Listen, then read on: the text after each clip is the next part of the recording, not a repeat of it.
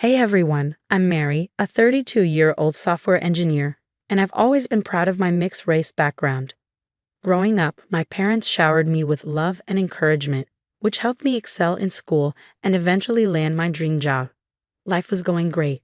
I met Liam Carter, an incredibly talented architect, and we fell head over heels for each other.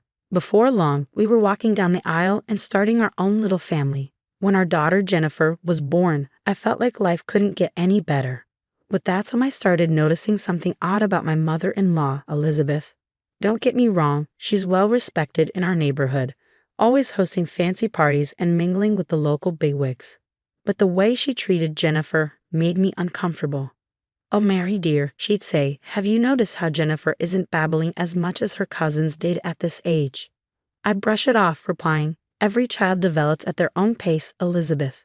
Jennifer is perfect just the way she is." But the comments kept coming. At family gatherings, I'd overhear her comparing Jennifer to her other grandkids, always finding a way to make my baby girl seem less than. "Liam, honey, did you hear what your mom said about Olivia?" I asked one day. "Come on, Mary, you know how she is. She doesn't mean anything by it," Liam would say. I tried to focus on the good things, my awesome job, my loving husband, and our beautiful daughter, but Elizabeth's subtle jabs were starting to wear on me.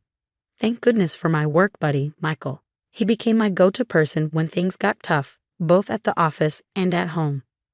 "Mary, you can't let her comments get to you," Michael would say during our coffee breaks. "You're an amazing mom, and Jennifer is lucky to have you." "Thanks, Michael," I'd reply. "I just wish Liam would see it that way." As time went on, I couldn't shake the feeling that Elizabeth's behavior was more than just innocent remarks. There was something underlying her comments, something that made me uncomfortable. One day, during lunch with Michael, I finally voiced my concerns. "Michael, am I crazy, or is there something off about the way Elizabeth treats Jennifer?" He looked at me thoughtfully. "Mary, from what you've told me, it sounds like there might be some prejudice there. Have you talked to Liam about it?" "I've tried," I sighed, "but he always defends her, saying I'm being too sensitive." "Well, you're not alone," Michael reassured me. "Don't let anyone make you doubt yourself or Jennifer." His words gave me strength, but I couldn't help feeling like a storm was brewing. Elizabeth's comments were becoming more frequent, and I was starting to see a pattern. As Jennifer's third birthday approached, Elizabeth's remarks about her development became impossible to ignore. At the family barbecue celebrating Jennifer's birthday, I overheard a conversation that made my blood boil. "It's such a shame about little Jennifer," Elizabeth was saying to my sister-in-law. "She's just not as quick as the other children her age. I suppose it's to be expected, given Mary's background." I froze, the plate of cupcakes nearly slipping from my hands. Rage bubbled up inside me as I marched over to confront her. "What exactly do you mean by that, Elizabeth?" She had the audacity to look surprised. "Oh, Mary, I was just expressing concern for Jennifer's well-being. You know how important early development is." "No, you weren't. You were implying that my daughter is slow because of my race." "How dare you?" Liam appeared, sensing the tension. "What's going on here? Your mother thinks Jennifer is developmentally delayed because of my background. Can you believe that?" Liam looked uncomfortable, caught between us. "Mom, I'm sure you didn't mean it like that." "Mary, let's not make a scene at Jennifer's party." "Make a scene? Your mother just insulted our daughter and me, and you're worried about making a scene." The argument escalated, with Elizabeth denying any ill intent and Liam trying to play both sides. In the end, I stormed off, feeling utterly alone and unsupported. The next day at work, I was still reeling from the confrontation when another blow hit. My big project, the one I'd been working on for months, was in shambles. As I dug deeper, I realized someone had deliberately sabotaged my work. "Michael, I think Amanda messed with my project files," I confided during our lunch break. He looked concerned. "That's a serious accusation, Mary. Are you sure? The timestamps on the corrupted files match her login times. It can't be a coincidence." "You need to report this to HR," Michael advised. "And speaking of standing up for yourself, how are things at home after the party incident?" I sighed heavily. Liam is still playing peacemaker. He doesn't want to upset his mother or me, but by trying to please everyone, he's failing to support his own wife and daughter. Michael leaned forward, his expression serious. "Mary, you can't let this slide. Not at work, and not at home. You need to stand up for yourself and for Jennifer. His words struck a chord. That evening, I decided it was time to confront Liam. We need to talk about what happened at the party, I said the moment he walked in. Liam sighed, clearly tired. Can't we just move past it? Mom didn't mean any harm. No, we can't, I replied firmly. Your mother implied that our daughter is slow because of my race. How are you okay with that? She's just old-fashioned, Mary. She doesn't understand. I cut him off. Stop making excuses for her. Our daughter deserves better. I want Jennifer to get tested for any developmental issues. Liam looked taken aback. Tested? But there's nothing wrong with her. Exactly. I want to prove your mother wrong once and for all. After a heated discussion, Liam reluctantly agreed. As I lay in bed that night, my mind raced with thoughts of work drama and family tension. I knew the road ahead wouldn't be easy, but I was determined to fight for myself and my daughter. No one, not even my mother-in-law, would make us feel inferior again. The day the test results arrived, I could hardly contain my excitement. As soon as Liam got home, I rushed to share the news. Liam, you won't believe this. Jennifer's results are in, and not only is she developing normally, but she's also gifted in several areas. Liam's eyes widened in surprise. Really? That's amazing, Mary. I could see the realization dawning on his face as I continued. The psychologist said her problem-solving skills are off the charts, and her language development is well above average for her age.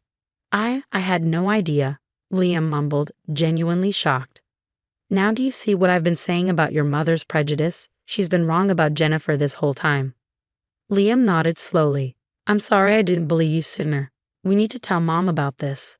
When we shared the news with Elizabeth, her reaction was far from what we'd hoped. Well, I'm sure those tests can be quite unreliable, she scoffed. Perhaps you should get a second opinion from a more reputable source. I couldn't believe my ears. Are you serious right now? You've been criticizing Jennifer's development for years, and now that we have proof she's gifted, you're claiming the tests are wrong. Liam finally stepped in. Mom, that's enough. These are professional results and we trust them. Elizabeth's face soured. I'm just looking out for my granddaughter. If you two want to live in denial, that's your choice. That was the last straw. You know what? Let's settle this once and for all. We'll all take a DNA test, you included, Elizabeth. Then we'll see if my background is really the issue here. The tension in the room was palpable. Liam looked uncomfortable but nodded in agreement. Elizabeth, caught off guard, reluctantly agreed, probably thinking she had nothing to lose. As we waited for the DNA test results, I threw myself into work, determined to expose Amanda's sabotage. Michael and I spent late nights gathering evidence, combing through system logs and file histories. Look at this, I said one evening, pointing at my screen. Amanda accessed my project files at 2 a.m., way outside of work hours. Michael leaned in, nodding. That's definitely suspicious. We've got her now, Mary. But as I focused on work, I noticed Liam growing more distant. He was spending more time at the office, coming home late and exhausted. One night, I couldn't hold back any longer. Liam, what's going on? You're barely home anymore. He sighed, running a hand through his hair. I'm sorry, Mary. This whole situation with Mom and Jennifer, it's a lot to process. I need some space to think. Space? Liam, I need your support now more than ever. We're supposed to be a team. I know. I need time. As Liam pulled away, I found myself relying more and more on Michael's support. We'd grab coffee after work and I'd vent about my frustrations. I just don't understand, Michael. Why can't Liam see how toxic his mother's behavior is? Michael placed a comforting hand on mine. He's caught between two worlds, Mary. It's not easy for him, but that doesn't excuse his behavior. You deserve better. A warmth spread through me at his words, a feeling I hadn't experienced in a long time. Thanks, Michael. I don't know what I'd do without you right now. As the days passed, waiting for the DNA results felt like an eternity. The tension at home was unbearable, with Liam barely speaking to me and Jennifer picking up on the stress. I threw myself into work and leaned on my friendship with Michael, trying to stay strong for what was to come. Little did I know, the results would change everything. The day the DNA results arrived, my hands shook as I opened the envelope. I couldn't believe my eyes. Liam, you need to see this, I called, my voice trembling. He rushed over, looking concerned. What is it? Your mother. She has mixed heritage, including ancestors from my background. Liam's jaw dropped. That's impossible. But it was true. Elizabeth, the woman who had criticized my heritage for years, shared the very ancestry she despised. When we confronted her with the results, her reaction was explosive. This is absurd. These tests are clearly flawed. I won't stand for this nonsense. But Liam, finally seeing the full extent of his mother's toxicity, stood by my side. Enough, Mom. Your behavior has been unacceptable. Until you can acknowledge your prejudice and apologize, we're cutting ties. Elizabeth stormed out, leaving us in stunned silence. Meanwhile, at work, things were coming to a head with Amanda. I presented my evidence to HR, and within days, she was dismissed. You did it, Mary, Michael said, giving me a high five. Justice served. As news of Elizabeth's hypocrisy spread through her social circles, she faced increasing isolation. But I couldn't bring myself to feel sorry for her. My career, on the other hand, was skyrocketing. A top tech company offered me a prestigious position, recognizing my skills and resilience. One evening, Liam approached me, looking contrite. Mary, I owe you an apology. I should have supported you from the beginning. Can you forgive me? I took a deep breath. It's not going to be easy, Liam, but if you're willing to work on our relationship, so am I. Over the following months, Liam proved his commitment. He attended therapy, actively supported my career, and doted on Jennifer. Elizabeth made several attempts to reconcile, but I stood firm. I'm sorry, Elizabeth, but I can't expose Jennifer to your toxic influence. Maybe someday, but not now. As time passed, our family grew stronger. Jennifer thrived, her gifts blossoming in a supportive environment. Liam and I rebuilt our bond, stronger than ever. One sunny afternoon, as we watched Jennifer play in the park, Liam squeezed my hand. Thank you for fighting for our family, Mary. I'm so proud of you. I smiled, feeling truly content. We fought for it together, Liam. That's what matters. Looking at my beautiful, mixed-race daughter and my supportive husband, I knew we had overcome the worst. Our future was bright, filled with love and acceptance, free from the shadows of prejudice that had once threatened to tear us apart. Now I have a question for you. If you were in Mary's position, would you ever consider reconciling with Elizabeth, given her history of racism and the pain she caused? Or is cutting toxic family members out of your life sometimes the best solution, even if they're blood relatives? Share your thoughts in the comments below.